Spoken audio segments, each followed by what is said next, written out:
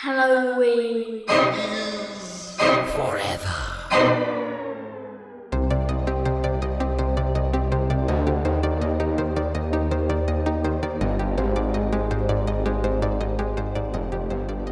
Good evening, Stephen. How is it going?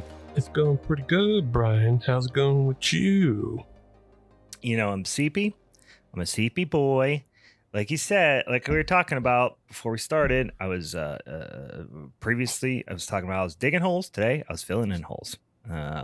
Tis the natural order of things. You dig a hole, you got to fill it back in. So I'm sleepy from filling in holes today. But I did manage to got one for you. Would you like for me to got one for you? If you got one, I'm taking one.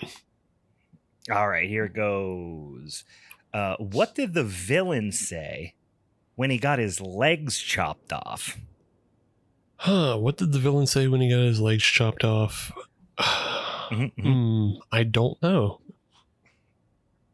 He said, "Oh no, I've been defeated." Hey, yuck. Welcome, boils and ghouls, to a motherfucking showdown episode of Halloween is Forever. I'm Brian. I'm Steve.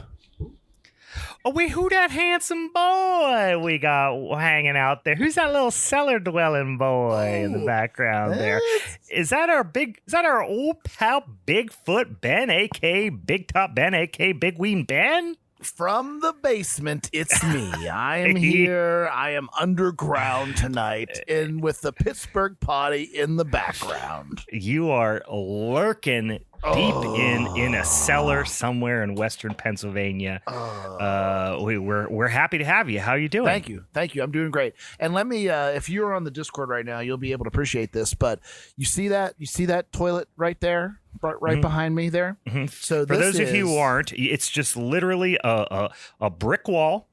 And then there is just an unmanned toilet sitting right there in front of it. So here's a nice little. Even if you aren't on the Discord, you can see my background. If you simply Google Pittsburgh potty images, that is the first thing that comes up.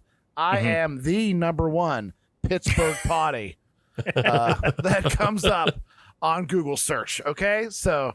You can see my background, and there it is right there. Okay, that's my basement, y'all. It is the Pittsburgh potty. So it is the official. When you look it up on the interwebs, it is a picture of Ben's basement. Yep. How does a situation like that come about? First of all, let's describe for folks who don't live in Western Pennsylvania what a Pittsburgh potty is. Essentially, it's a toilet, usually right in the middle of a goddamn room, off of a basement.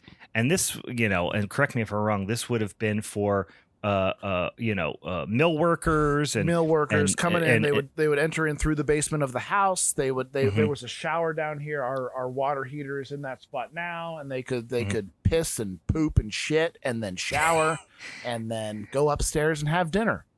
Yeah, they come home, and you come home all filthy from the mill. You clean yourself up. You do some pisses. You do some shittids, and then you can go up and have a pork chop and a couple 9-10 beers. That's what it's like to be a mill worker in Western Pennsylvania, and a lot of these houses still have that there potty. Yes. You get to just shit. I will say, I've lived in homes with Pittsburgh potties. I have friends that have Pittsburgh potties. There is something freeing about just. Not only taking your pants down, but taking them off completely. Just spreading your legs wide and just sitting there and taking a raw shit with no walls around you. I'm not going to change the angle of this camera at all. I plan on drinking a bunch of beers tonight and whatever. That's where I'm going to go. There. We're going to watch you piss. It's going to be great. Piss. All right. Well, you know what? Usually you have to pay extra over on the Patreon to watch us piss. But today you're going to get Ben pissing for free. Well, we thought it appropriate. Here we are on this the year of our Lord. But when I say, of course, to remind you all, when I say our Lord, I, of course, mean Satan. The year of our Lord, 2026. June, to be precise, we are, this is our 5-year anniversary. We've been talking about it recently on the show, and we said, well, when did we start this whole show here? Was it in 2020? Was it in 2019? We couldn't remember. And then we went back. We learned it was, in fact, in the real life, 20 and 21, which makes this our 5-year anniversary. We've been doing this stinky old podcast for 5 whole years. And we thought, who better to commemorate our 5-year anniversary, showdown of our anniversary of our 5 months, to have our old pal and reigning, the equivalent of the 5-timers club on SNL, but Ben's probably on the 10-timers club here at this point. Our most frequent and beloved guest, Bigfoot Ben. It's always my pleasure. I love talking into a microphone, and if I get an opportunity to hear my own voice, I'll take it. But Same. You can also check my Spotify, and there is not one episode that I've missed. Everything has been heard over and over again. I've listened to every episode of Halloween is Forever, and I've never missed one. So it's been a big part of my life, and I'm happy to celebrate this anniversary with you. Well, you're a sweet boy, and we love you, and we love having you on the show. And today we're gonna love talking about least intimidating villains. That's what our Patreons, as well as our just collective listener and friend community on the social medias, voted on. But before we do all that nasty, sticky old shit, Yin's got something that you might be slurping on, and is that thing a little on the wet side? Oh, it's so wet. It's so wet. Well, Ben, why don't you go first? Because I saw you slurping on a wet one. Why don't you tell us what it's all about? Hold it. It's so wet. It's downright slippery. Yeah, it's just it's fluid in nature. I've been on a bit of a bender this weekend. So we had a work party at a pirate game last night, and we've got friends. Oh, what a game! You picked a great game to go to. It was awesome. It was great. Walk off, bottom of the 9th. Yeah, that was a fun one. It was wild. Drone show after that, and we got friends in town. So I've been drinking for the past 2 days, just heavy. So I have a really nice supply of some good old Trogs lager. Nothing wildly crazy, but a really, really solid, really great drinking beer, and I can kill these indefinitely forever.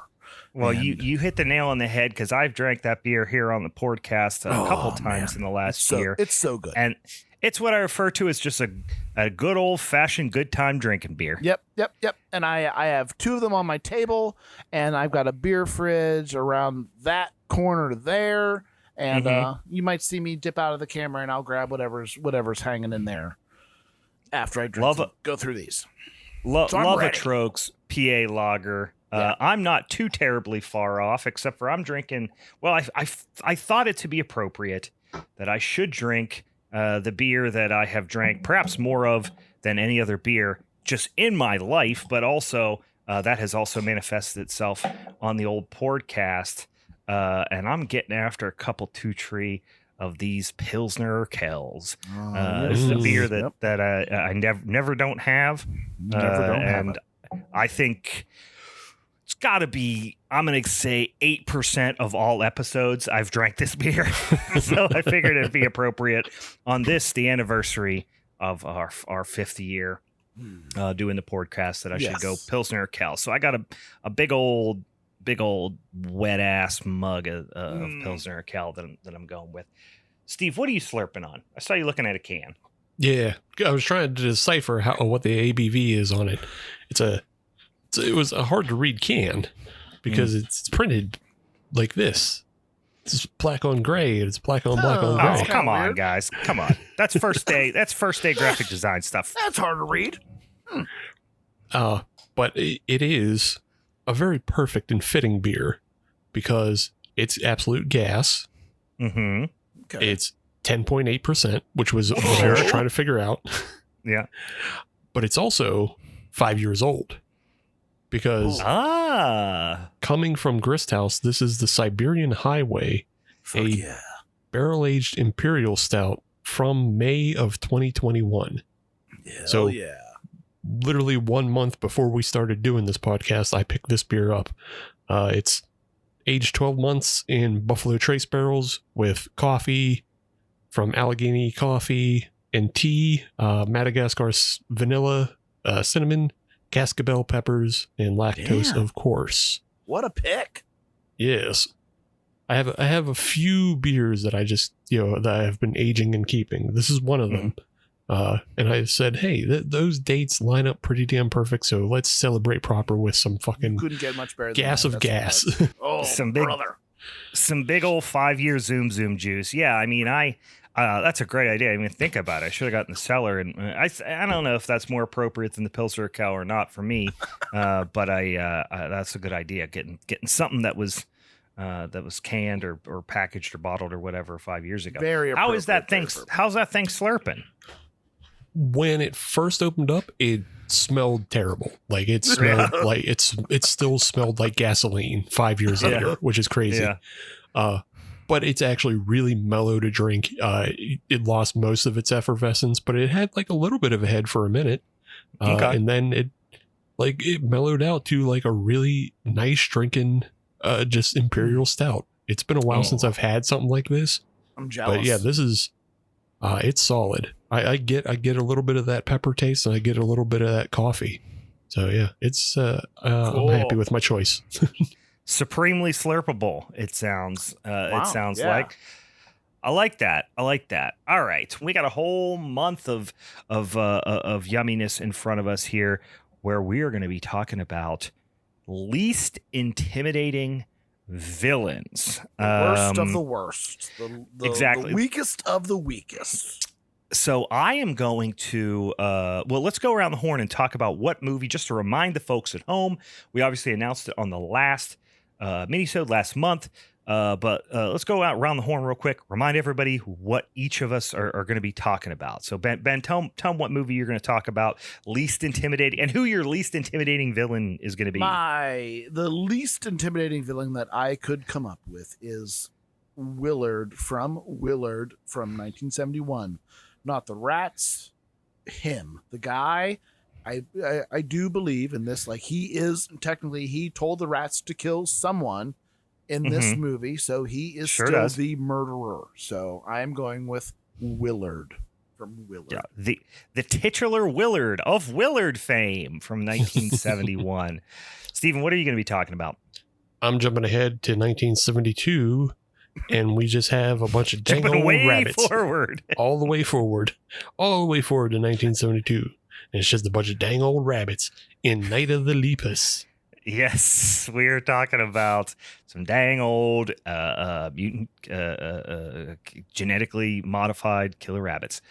And I am going to be jumping just a light year forward all the way up to the year of our Lord 1983, and I'm talking about a once little boy, now a scrawny little boy, now a scrawny middle-aged man.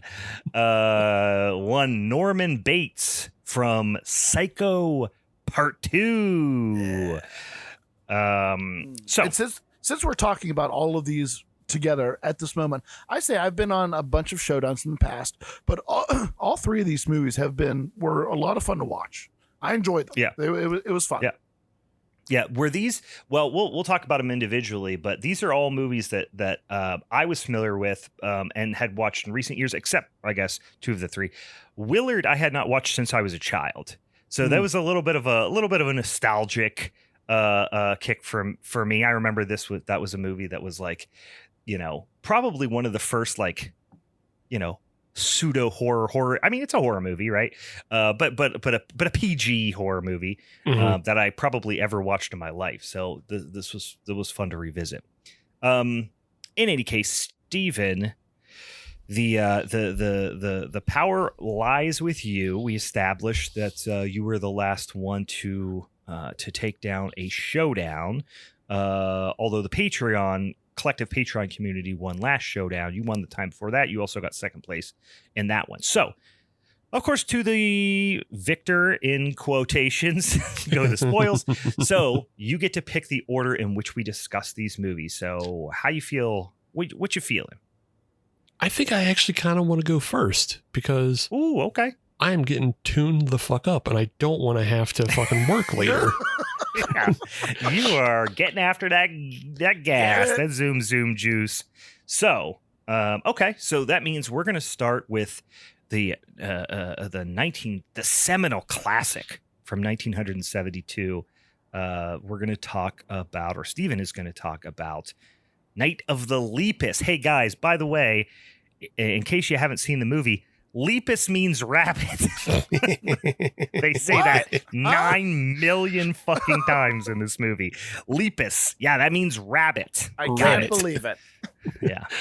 So yes, we'll start with Night of the Lepus, and then let's do Willard second. Okay, cool. And we'll in part 3 will be Psycho 2. Okay, I like it. All right, take us down a little trip down memory lane. Let's talk about Night of the Lepus. Yes, Night of the Lepus in 1972. This is directed by William F. Claxton, who he has a pretty strong oeuvre of just genre work. He directed a version of the Canterville Ghost for TV. He directed, like TV series like Bonanza and 8 is Enough. He did some Twilight Zone episodes, The Rifleman, which was a Western back in the day. So yeah, he's done just a bunch of Western and like genre thriller work, from late in the 40s to all the way up through the 70s. And, like 1988 is his last credit with Bonanza, The Next Generation. Bonanza, The Next Generation. I mean, I would like to think that was some sort of collaboration of sorts with Star Trek, but I imagine it's not. You would wish. Yeah, I do believe it was still trying to jump on that same train though, because it comes from 1988. So I think Star Trek Next Generation was 87, and then they're like, guys, I got it. Bonanza, The Next Generation. Yeah, people are going to get excited when they read The Next Generation in the TV guide. So let's really lean into that. In an alternate universe, there's a Bonanza TNG, and then a Bonanza Deep Ranch 9 and Bonanza Voyager. Deep Ranch 9, like that. But so just kind of a standard, director at hand, putting in the work, and he brings about this ultra lib rabbit, population control movie starring DeForest Kelley, speaking of Star Trek, who played Bones on the original Star Trek. We also have Janet Leigh as Jerry Bennett. Janet Leigh, we all know from the original Psycho. Of course. And Stuart Whitman as her husband, Roy Bennett. Stuart Whitman, I think people will recognize him, but he was another one of those kind of old hand actors who did a lot of fucking Westerns. A lot of Westerns. But yeah, he plays that kind of square-jawed he in this movie, he's not really a cowboy, but he fucking might as well be. Yep. I did not realize. I got excited for a sec because I looking him up on the letterbox here, and his first credit that pops up is The Day the Earth Stood Still, which is one of my favorite films of all time. And I was like, God damn, is he in there? What is he in? And I'm like, okay, scrolling down. He was a century in a deleted scene, but he still got a credit. So I was like, okay, yeah, I did not see him in that. I got very excited. I was like, wait, did I miss him in that? No, I didn't, unless you, of course, saw the uncut version or something like that. And even then, it seems like it was a very small role. He has a lot of roles in the 50s in like kind of famous stuff. Like he was in Brigadoon, but also uncredited. So yeah, he plays. One thing I will mention, because I think we've talked about it on the podcast before, is just one of the dumbest and most fun movies in my book, anthologies specifically in my book, which is 1981's The Monster Club. He does play the movie director in the one vignette. So he shows up in that, but relatively small part in one vignette. In that movie, but I'm trying to think if there's anything else really relevant to the show, but not too much. Nah. Not really. Nah. And then the other kind of main player in this is Rory Calhoun, who plays a ranch owner, and he is Cole Hillman, the owner of Hillman Farms and Ranch, and he's also the owner of a different farm. He played obviously the perhaps one of the greatest farmers in cinematic history, Farmer Vincent. And we all know that it takes all types of critters to make Farmer Vincent's fritters. We're talking Motel Hell. He was the main antagonist in Motel Hell many a year later. Yes, well, many a year from his heyday of acting in the 50s and 60s. Brian missed the Motel Hell reference and They Will Kill You from last week, but he won't miss this easy tee up this week. Won't gonna miss that one. This man's also.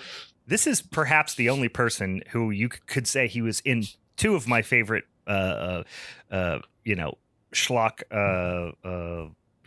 borderline exploitation movies, Motel Hell, and he was also in 1988's Hell Comes to Frogtown, both of which I think I own both of those movies like pretty much every format imaginable. Yeah, but he passed away in 1999, but he was another one of those actors. He got his start as just like one of those real super handsome dudes that you could just, slot in as a strong man in any case. Yeah, he was born with pomade in his hair, ready to fuck. But yes, Night of the Lepus is a very stupid movie, but it's also very fun. Like, it's impossibly fun, especially in just retrospect. It starts with this again. It's a throwback to the 50s and 60s atomic age films, where they would all start with like this PSA of, oh, what if this happened to you? How could things go? Where is science headed? And you have this Dorcas in glasses, talking about population control, because he's like trying to spread a message about, like conservation and, what it means to control populations. And it's like, look at the Australians. We introduced rabbits to them, and now they're at full war with the rabbits. Aren't they silly? And they're like, wait, what? Wait. Yeah, I'm like, huh? Is that real? Is this the news? Did that really happen? Because I knew they had a war with the emus. Did they also have a lesser war with the rabbits I never heard about? Yeah, kangaroo. They got kangaroo problems down there. They got all them killer spiders. I think if you live in Australia, big toad issues. Yeah. I mean, if you live in Australia, you just have to come to terms with the fact that the land that you live in is trying to kill you as hard as it can every single day. Mm-hmm. Yeah. If you're not being overrun by furry creatures, you're being poisoned by every sort of snake and spider possible. It's like evolution has led us to develop the most venom because something else was more venomous than us. So we will now develop more venom. Yeah. I love the freeze frame on the title screen of this movie too. After that guy talks, it's like it just freezes and it's just a bunch of real cute rabbits. But it's like kind of ominous music playing to just freeze a prolonged freeze frame of cute bunnies. Yeah, I mean that's my first point here. You're playing right into my hand, Brian. Stop it, Brian. It's just bunnies cute bunnies. Is cute. Bunnies is cute, guys. Yeah, I'm not gonna come here and lie to you guys on the internet that bunnies ain't cute. Yeah, but let's not forget the little baby bunnies, the bunnies that we see in your backyard. Those aren't the bunnies that are doing all the terrible things in this movie. Okay, right? No, they kind of are. Kind of not, actually. They kind of are because continue, please. Yeah, well, what we learn is so we have the ranch owner played by Rory Calhoun, and he is having a problem with rabbits just in general. He is getting overrun much like the Australians. And so he gives up a call to the Bennetts, who are scientists, and they are studying how to do population control without poisons. Because this movie is libbed up. They are trying their best to not poison, not kill. They are, the Bennetts, they're out there. They're like, we're going to teach bats to eat all the mosquitoes. That way they don't have to spray the countryside with cyanide, which is cool. Yeah. Great. It is cool. It's a good idea. Yeah. Very forward-thinking back then. Yeah, like, you have to put this movie in a little bit of context of the 70s when, they were killing animals and doing population control. They did it with fucking stuff that they also used in the Vietnam War. They just dropped Agent Orange on a field to fucking kill everything in it. So I do love all the cowboys, the ranchers that are like talking about, where they're at. They just speak of everything just very matter of factly. It's like, well, I guess I don't want to poison everything. Better call the college egghead down here, or else I'm just going to nuke this fucking land. Like, they just speak very matter of fact. Hey, these rabbits are having sex with my wife. Like, he's just very, very, like, not really put out by anything, but it's just like, he's got a problem we're going to deal with. This is how we're going to deal with it. Yeah. Yeah, everything that approaches him is a problem, but he's never in a panic. He's just like, this is the problem, and here's how we're going to do it. Yeah, just Hank Hill. Just sitting over there. Yeah, he's very Hank Hill. There's even mention of, like, because he's having a conversation with one guy, and he's having a conversation with DeForest Kelley.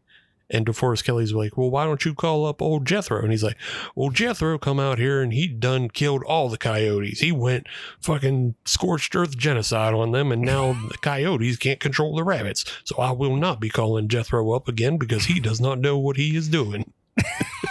Yeah, Jethro is used up all of his strikes, and it's the characters. I mean, we barely see the other ranchers, but the characters, you can just determine so much from their wardrobes and how they're standing. Like, and I their love skin. Just look at their skin. Like, they've been out there for a while.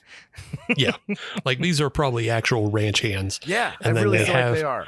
Yeah, they probably had, like, a rabbit farm out there, and like, we have footage of, like, these rabbits being corralled and, like, they're jumping into fences really hard. Those were real rabbits. That was a lot of fucking rabbits. Yeah. And these are big muscular rabbits. Like, these are rabbits that'll, like, kick you in the throat if you try to pick one up. You know what I mean? They're way bigger than, like, the little bunnies we see. Yeah, they're probably like eating rabbits. So, when we were doing farming for rabbits, I guess. But back to my original point about how these are just kind of general regular rabbits is we learn that the rabbits escaped from another farm that burned down, and they were all a bunch of domesticated flop ears or whatever. Mm-hmm. They escaped out into, kind of the brush and the desert, and then they started mixing with the wild hares out there. And that's how we get this mongrel race of, they call super them rabbits. mongrels. We got the cuddly cute rabbits. They started crossbreeding with the leathery desert hares, and now we got a bunch of rat mongrels. Yeah. It's a great word that you don't hear very often. Yeah, she used it in a very technical sense too. It just felt like I don't know if what's the word I'm looking for? Like, it felt like very I don't know, something a certain a genocidal fascist leader would say. The Bennetts are not beyond eugenics, is what we. Eugenics was the word. Eugenics was the word I was looking for. Yeah, she used it in a very eugenics kind of way. Yeah. So the Bennetts, who are supposedly the heroes, I guess, they come and they take a bunch of rabbits from the Hillman farm. They're going to take them back to the lab and test them and see if they can figure out a way to control the population with their science and eugenics. Mm-hmm. And the Bennetts have a very stupid daughter with them as well. Oh, where did this? I mean, these are both learned doctors. You know what I mean? Mm-hmm. Where'd they get such a goddamn stupid kid? This kid's got to be adopted. Give me this bunny. Give me this bunny now. I want to keep it. I don't want to. And also, like, just, I mean, it's not like she's 5. She's like 10. No. Yeah. She's like 10, 11 years old. She is dressed like a small child's doll. come to life, but from the 70s. Yeah. And but clearly no concept of any business of what her parents are doing right now. Exactly. None. She's Zero. switching things around in cages, like the exact things you don't want to do in like a scientific environment. And it's like, I feel like you're old enough that you should know not to do that. Yeah. I put a partial blame on the Bennetts for introducing a child to the lab. Like, get a sitter. Like, get a sitter. Get a like, sitter. don't, like, if you're You guys both are doing going to fine. be. You can afford it. Yeah. I know, like, the working revolution is new to women, in the 70s. But like, that's where you get a sitter. You just pay for that. You're both scientists. You should be earning, well enough that you can afford somebody to watch your kids so they don't come and switch out your lab experiments. And create an For cuddles. ecological crisis. Yeah.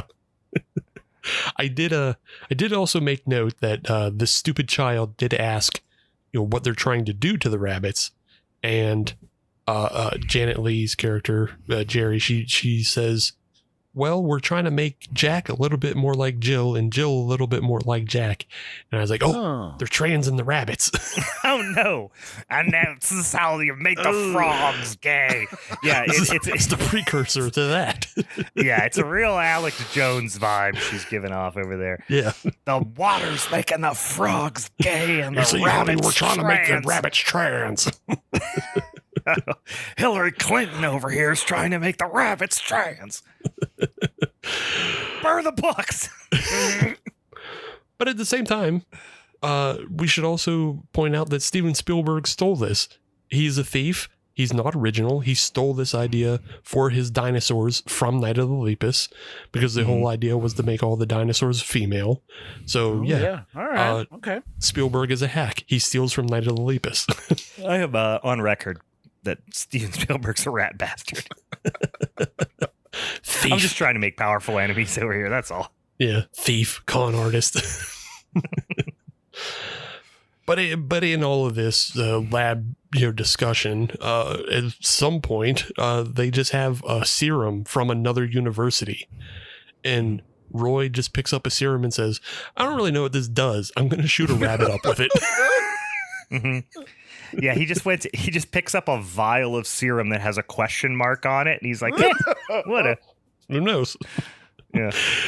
Injects a rabbit with it, and the idea is the rabbit is supposed to stay in their care so they can watch over it. And then, if it yields good results, maybe they'll inject the rabbits outside with it. But old dumb kid here switches cages and then takes one of those rabbits home.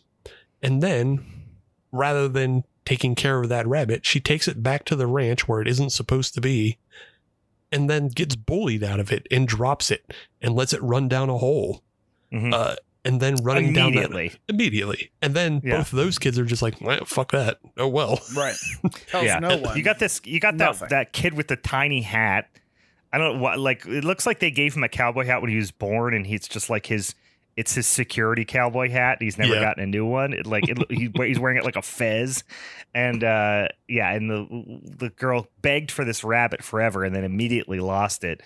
And immediately brought to mind Billy Madison, and you gotta go find that fucking dog.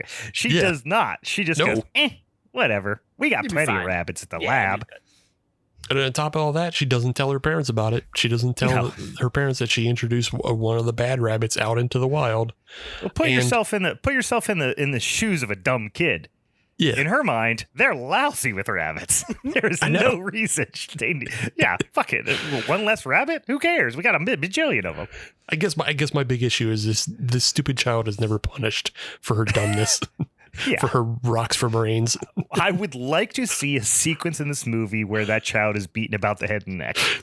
There's one sequence I thought about, and it's at the very end when they are taking care of the rabbit problem. We see the little girl in the car, and she buries her face. I believe she's in the car with her dad. She sees what they're doing to the rabbits and buries her face into his shirt. And I think the proper way is to remake that film and say, no, make her watch what she did. This is all her fault. Well, you know what I immediately thought of? Because she's like, oh no, daddy, I like bunnies. That's like whatever the size. It just just reads so much of I like turtles. I like turtles. Yeah. It is I like turtles, but I like bunnies. Daddy, I like bunnies. What are we doing with them? Well, we're studying them. Oh, okay. Can I hug one? I'm gonna love him and pet him and name him George. Yeah, you just go straight to Lenny. She is the 10-year-old little girl, Lenny. We're saying it would be funny if we cut over and she's standing there just petting a rabbit and she's surrounded by rabbits whose neck she's broken. Just piles of dead rabbits like cordwood. I mean, she's doing it, but it's not efficient. It'll take her forever. This is going to take forever. She's only killed 30. She's been at it all day. She's the stopgap as they try to figure out like what the serum is. Like, yeah, just send her out in the field. Let her pet him at lunch. Yeah, give her some ice cream. Get her all sugared up and send her out in the field, and then we'll set the other side on fire, and she'll just start hugging them all to death. Yeah, I gotta save them all. But yes, of course, what happens is this serum mutates the rabbits into giant rabbits, and so we just get a town under siege by rabbits. We get a movie that is essentially Tremors, minus the Tremors. It's guys digging in holes, following traps, and finding big old rabbits, and then getting attacked by big old rabbits. But leading up to that, you get some of these like interstitial attacks, just like Tremors, where like there's a guy, he's driving a delivery truck and his truck pulls over and like out in the dark he hears, I thought it was interesting, the rabbits sound like hot rods. They have like a hot rod noise. And I must call out, because we've already mentioned that Steven Spielberg stole a lot from this movie. Not only did he steal the idea of the gender of the rabbits and the switching and everything, I'm pretty sure he stole and based the character of Quint on this truck driver, because it is Quint. Yeah. All right, you guys. Yeah, I think you're right now. I believe you. Thank you.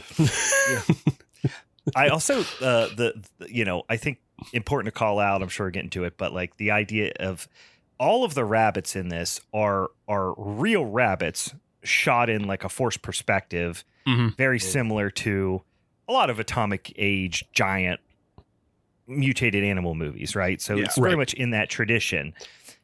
But I love the way they refer to the size of the rabbits, just dramatically different. I think at one point they refer to them as the size of like large dogs, right? But then at other points they look like they're the size of like a bull, and then other I would size, say like a grizzly bear. They look like like when there's little bits of this movie where their paws come across someone and it's like a grizzly bear paw. It's huge. Well, and then other times I'm like, that's the size of a fucking F-250. Like, you know what I mean?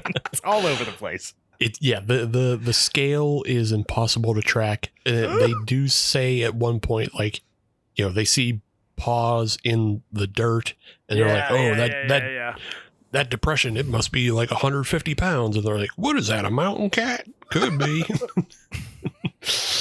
Like, but you would know that's not what a mountain cat's paw looks like. You would just know that. Yeah. No. Also, 150 pounds, that's a big ass mountain cat. Jesus Christ. It's huge. Yeah. It's a big mountain cat.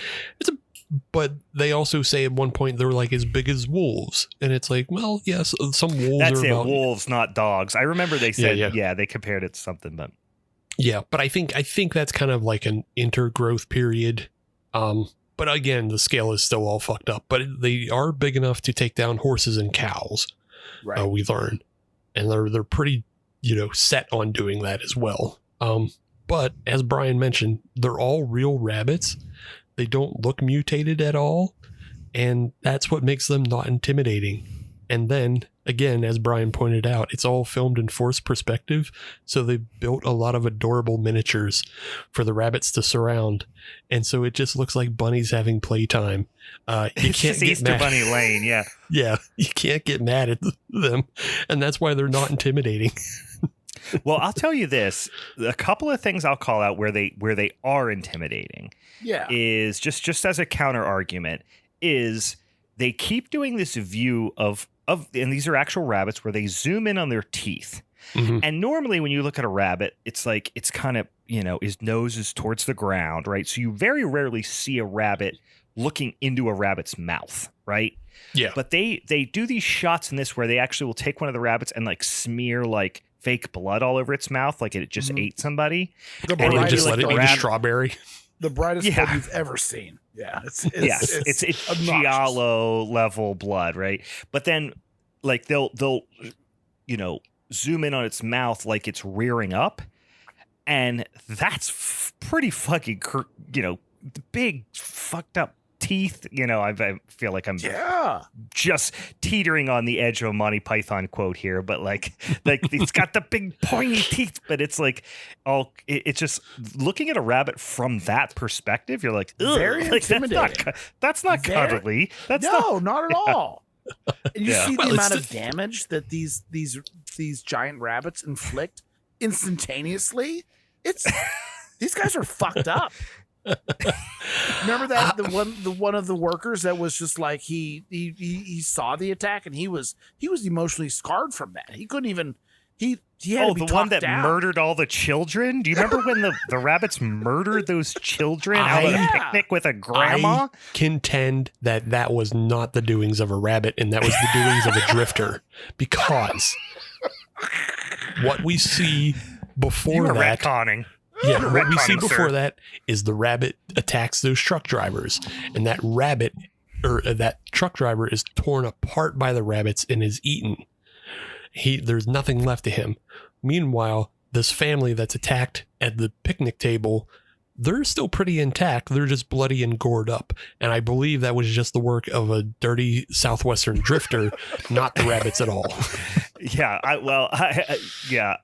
think that it's even worse than that. It was the rabbits, and they weren't hungry. They were just killing for sport. They were like dolphins in that they were just like, bashing around, and just tossing them around and playing catch with them, and just the whole like premise is fucking like with their mutilated bodies. The rabbits are running out of food, but they're just killing these guys just for fucking fun. And they don't eat anything. They just go on. And The rabbits are bloodthirsty, yes, but they also just crave murder. They may crave murder. It's hard to tell. They are for sure food driven. We know that because that is true. They break into a storehouse. They eat a whole entire storehouse up. They attack the horses and cows. So they are food driven. We can agree on that. I don't know if we can just put the case to rest whether or not it was a drifter. Again, drifters would have been very common in the 70s. Lots of serial killers in the 70s. Could have just been as easily as that. And then, yes, we do have some rabbit attacks, like the one that comes up out of the ground and attacks the guy while he's sleeping. That for sure was a rabbit attack. But I think he was a hungry one. He just didn't get a chance to eat him. Well, can I propose something? And this is a bit of a side quest here, but I think we should establish on this podcast a trademark. We need to do a Lepus meets Henry Lee Lucas and Otis Toole situation, where it's famous drifter serial killers, Henry Lee Lucas and his gay lover Otis Toole, and they are harnessing the power of the Lepi to do their bidding and do their killing for them. And maybe we even bring a little bit more literal tremor stuff in there, because rabbits do like to go underground, right? Sure. So we need to have a rabbit popping up out of the dirt to eat somebody like a tremor. I can't believe they didn't do that in this movie. They should have. They were so close. They had the opportunity. Yeah. The best they could do is they did just push a rabbit through some dirt. It didn't. Yeah. I don't know how much animal abuse there is in this film, but it looks like there's a tremendous little bit. amount. Some. Yeah, there's absolutely. definitely some. I think some of those rabbits died. When I was trying to watch, as they got shot and killed and how they moved, I think some of those were dead. Oh yeah, you can't have that many rabbits running full speed around a set into barbed wire and half of them not break their fucking necks. I'm gonna say at least 300 rabbits died in the making of this movie. It's possible. But, the one that really stuck out to me was towards the end, all the Lepi, they surround a camper van, again, with Dumbchild and Janet Leigh. And I guess, they're trying to, what is this? They're trying to remake the birds as she's harassed by all these rabbits. Mm-hmm.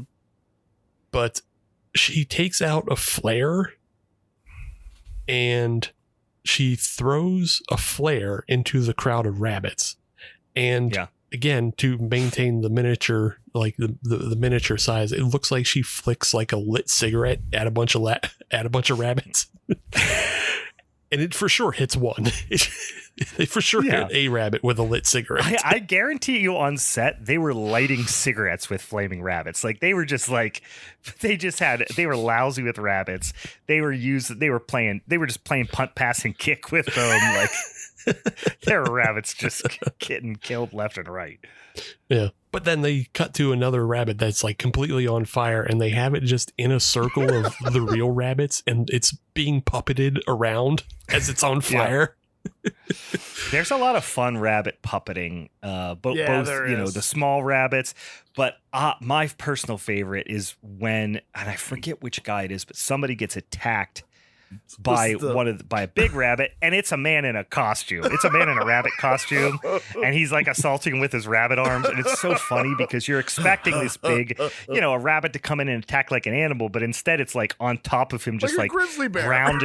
ground and pounding him like a UFC fighter with hairy arms. Like it's. I mean, it's kind of, they do something similar when they all charge into town and they jump on that woman through her, like, one of the rabbits comes through this woman's plate glass window and just pushes her to the ground, and it is just another guy in a suit on top of this woman slashing her throat. Yeah, I got a couple laugh out loud moments.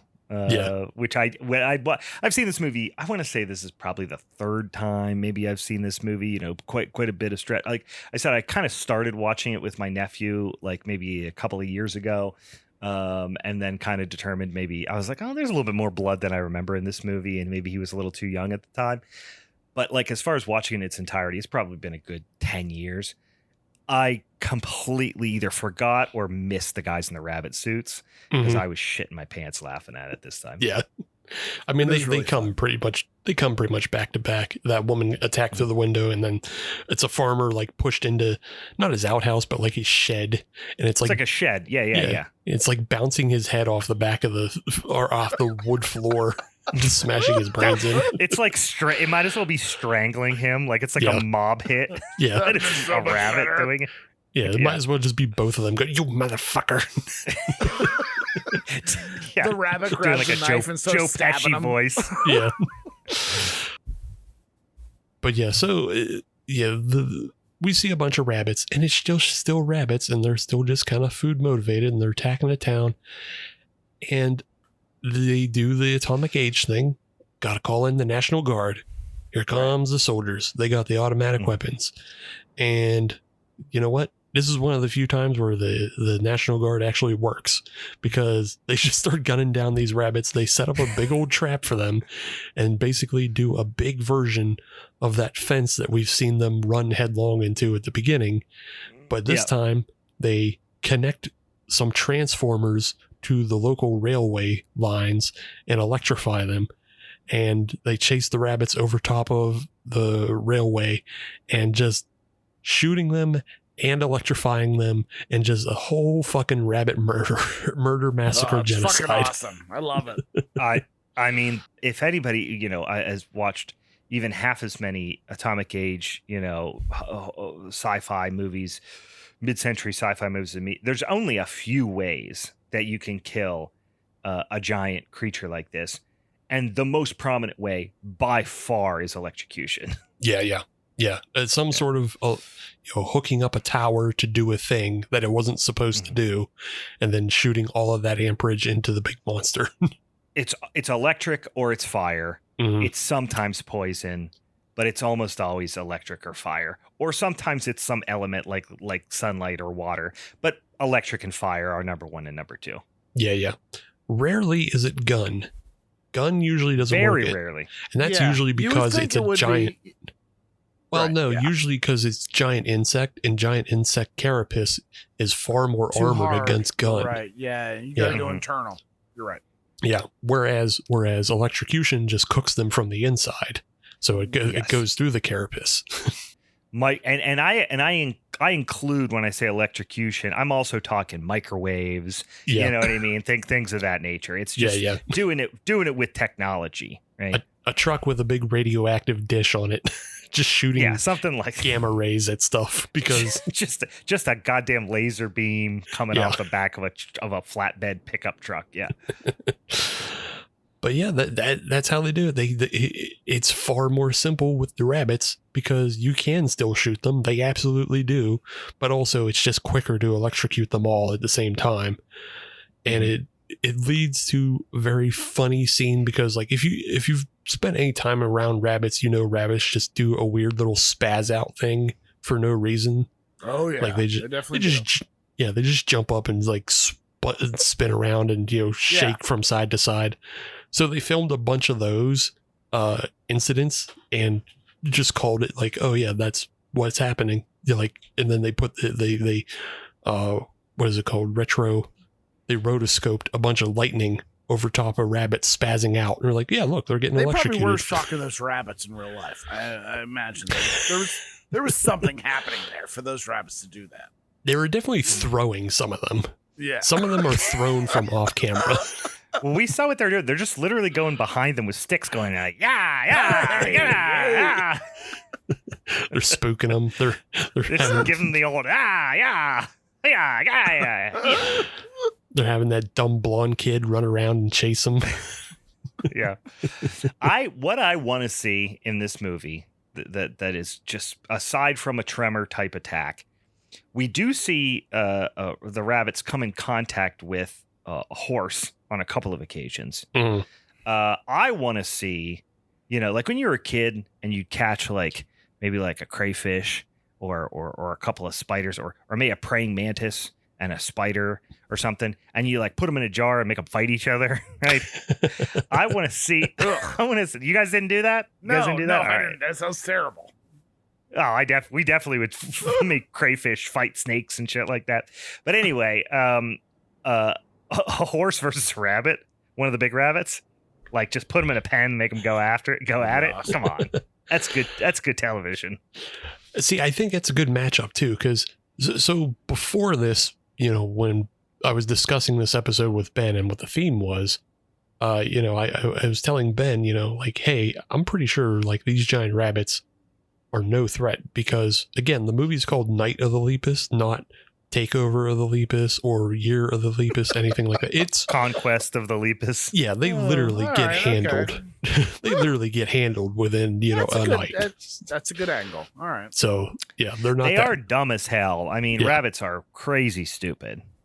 And so my hypothesis, though, is if these things actually existed, we're seeing this one terrible outbreak, sure, but I think in time we would learn to domesticate them and they would become just as dangerous as cows and horses. The cows and horses go underrated for how many people they kill in a year, but it would be the same thing because you would just never want to get behind one of those rabbits because a back kick from one of those rabbits would be just as bad as a back kick from a horse.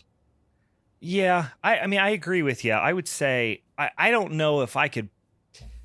I'd love to see someone point to a statistic that tells me how many times a year a cow or a horse kills and devours a human. Well, not the devour part, but they definitely kill. The reason I'm gonna take exception to what you're saying is because they are thirsty for human blood, and those other animals are not. So it would be like domesticating, a dog. Canines were I was never say thirsty for human blood. Dog. No. I think. See, this is where you're both wrong. This is where you're both wrong again. You're not thinking properly. You have to use your brains properly. The dogs don't eat us because we feed them enough. These rabbits were not being fed enough, so they took to eating everything. If they were fed enough, they wouldn't just. They just killed. They ate no one. They ate also the truck driver. They ate the horses and the cows. But if we fed them enough, they wouldn't engage in that.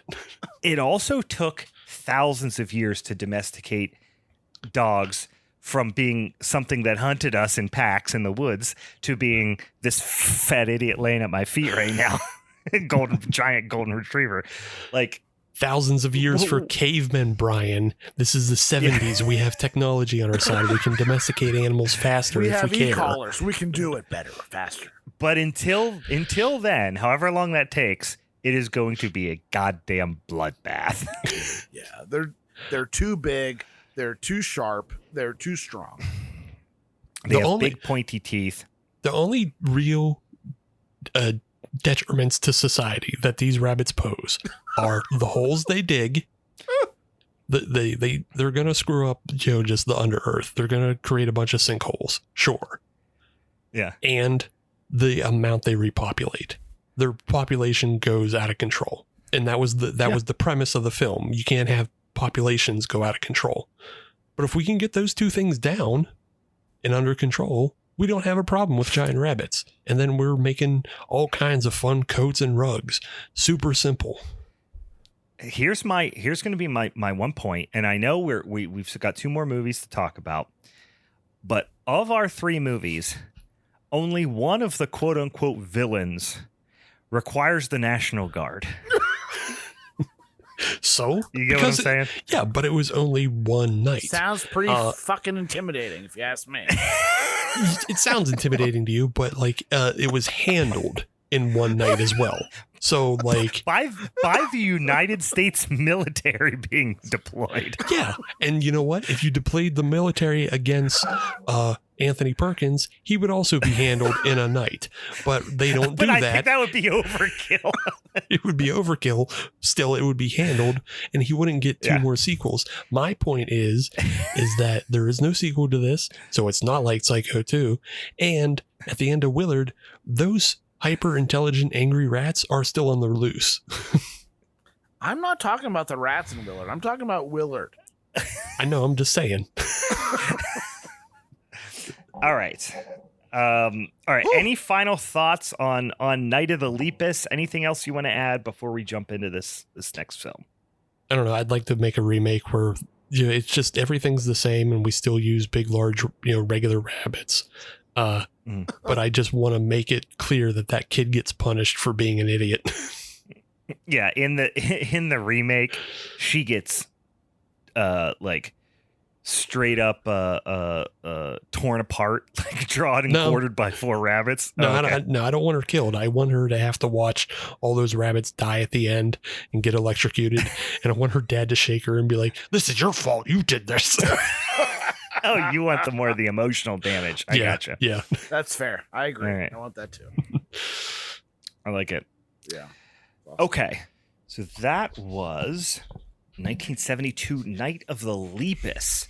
Well, let me remind you, if you want to suggest topics for showdowns, if you want to weigh in on the showdown in any way, maybe you've got suggestions for punishment films, or maybe you've got topics to add to that spinny ass wheel, go over and check us out on the social medias at Halloween is Forever, on all the various things, on the Instagram and then the Facebook and the Blue Sky and whatever, all that stuff. Also, if you want to send us an old-fashioned email, you can certainly do that too at halloweenisforeverpod@gmail.com. Also, don't forget, we'd love it if you went over and gave us your little tasty, sticky, stinky monies over on the Patreon. It's patreon.com/HalloweenIsForever. You give us 5 little tiny, little stinky dollary dues every month, and all you get is a whole bunch of stuff. Not only do you get write-ups from Steve and recos and reviews and all that fun stuff that's posted on the Patreon, you also get extra votes in the topics for our showdowns when we put those up there to figure out what the showdown topics are going to be. You also get access to come join us here live on the Discord and hang out with us and harass us in the chat and that sort of thing. See Ben's Pittsburgh potty and his various weaponry and things like that, and watch him piss if you want to in the basement. You get to join us. You should have shit. We wouldn't have known. You could have shit. You get all that stuff, and not the least of which you get an extra episode every month in the form of our Patreon exclusive podcast series. Currently, we are doing something called God Is Not Forever, a cinematic roadmap to killing God's dumb ass. And that is where we are trying to fulfill finally my year-over-year New Year's resolution to kill God. We are cinenauts going on a cinematic voyage to learn how to potentially commit deicide. You also get all the backlog of Patreon exclusive podcast series we've done. We've done like 4 of these sons of bitches, and you probably got an extra god dang 100+ hours of content on there if you can't get enough of listening to us say stupid shit into microphones. All right. Any final thoughts, boys, before we wrap up this here showdown? Nope. That's about it. It's been a good 5 years. It has. Yeah. It's been fun. And we'll see if we make it another 5 years. I might be dead before another 5 years. I also want to throw. I love listening to all this, and it's been a pleasure being here tonight. And I want to listen to another 5 years more. So please, we appreciate you. We appreciate you, and thanks for coming on and sitting here with us for several hours on a weekend evening and recording with us. It was a lot of fun. For the Halloween's Forever crew, I'm Brian. I'm Steve. I'm Ben. All right, see you later, you little rat fucks. Bye. Everybody. Rat fuck.